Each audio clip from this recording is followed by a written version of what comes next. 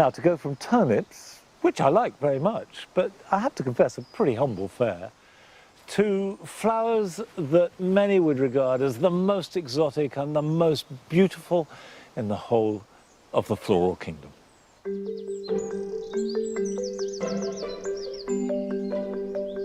I think I love the detail of the orchids. I like the idea that it stands apart from other plants as something which you don't usually see, something which is a bit different. I like the way the petals sometimes present themselves. I like the colour, I like the markings, I like the spots sometimes around the edge. In total, I have probably about 100,000 orchids. Typically, I wake up and I spend about an hour saying good morning to them, making sure they're all up and awake. And then in the evening, I'll spend a couple of hours just putting them to bed, making sure they're happy. So we started with one greenhouse, we've ended up with 4. It has grown to a bit of obsession, but it does keep me out of mischief. And my love for orchids really started when I was 15, where I used to grow orchids called cymbidiums. Then later on in life, when I did my A-levels, my mum gave me the opportunity of, if I did well, she'd treat me to an orchid. And I've still got it now, 38 years later. Cattleya recital's the name, and it still flowers to this day. When you look at the plants, sometimes they have faces on them, and those faces are characters. Each one, yeah, tells a story, and sometimes does look like a face. Each one has a different kind of beauty. There are some which have lovely long tails. Other ones, they have their own natural charm of being from the UK. Other ones are very small. So in this greenhouse, we have a range of plants. I've called it the jungle for obvious reasons. I'm very excited about this plant. It's called Dendrophylax lindinii. It's nicknamed the Florida ghost orchid. It's nearly extinct in the swamps in Florida, but we do have some here which I have propagated from seed. And they have no leaves at all.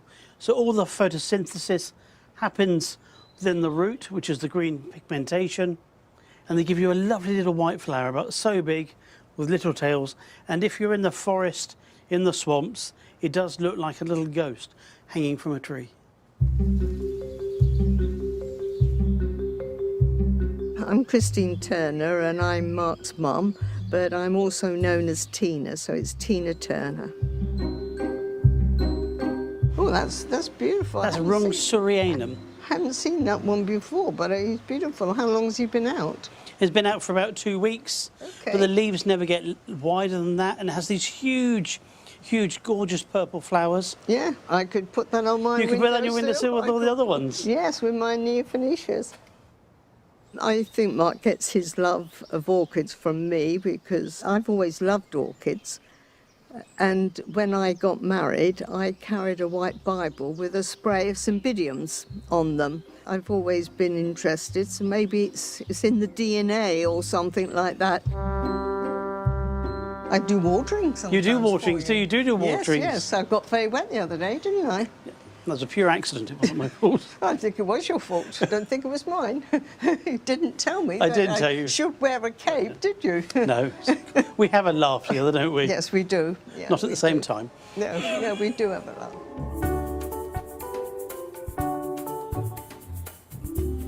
Now this is a new species which I grow. It's called Neophonetia falcata, and all of these are the same species, but they all have different forms. Really easy to grow. They love a windowsill, they love bright light, they can cope with a cold, and they're scented. So at night you get a fantastic perfume from them. Each of the forms vary. They actually were grown in Japan about 400 years ago. Traditionally they were grown in these little moss mounds like this, which are hollow underneath. But nowadays we grow all ours in bark and pumice, which is completely sustainable. So we are now where the magic happens. This is my little laboratory, and this is where we grow all the seed. The orchid seeds are like dust. It's so fine. And they're different to normal seeds because it doesn't carry the energy, the carbohydrates in the seed for it to grow. It's really only the DNA, the information to get it growing, which is in that seed. So we take the seeds, we sterilize them, and then you put them onto this jelly plate. So essentially that's agar and nutrients and other goodies in there.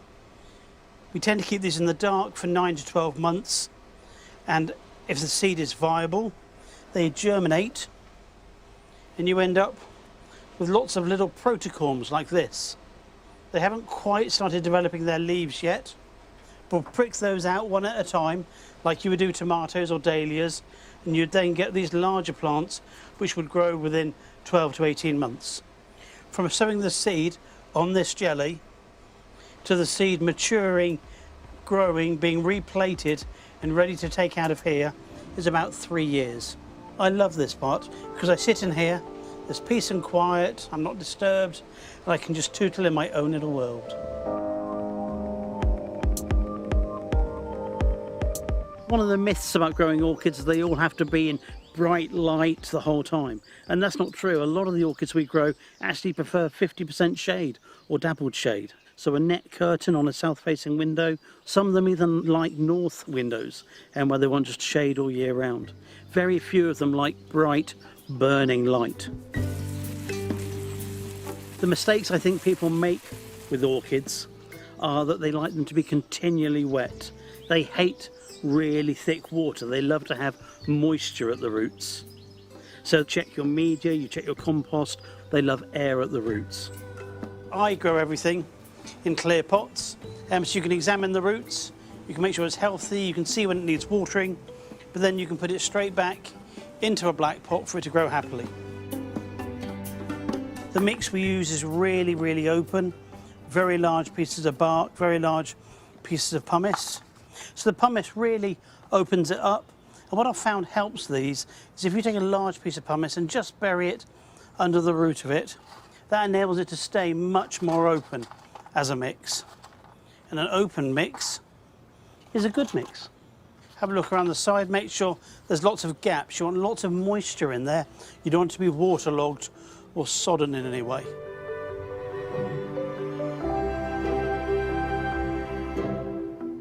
I can't imagine a life without orchids. I love the challenge they give. They are hard work, they're tricky, but on the other hand, they're deeply rewarding when they flower. And I think the beauty in them is just fantastic.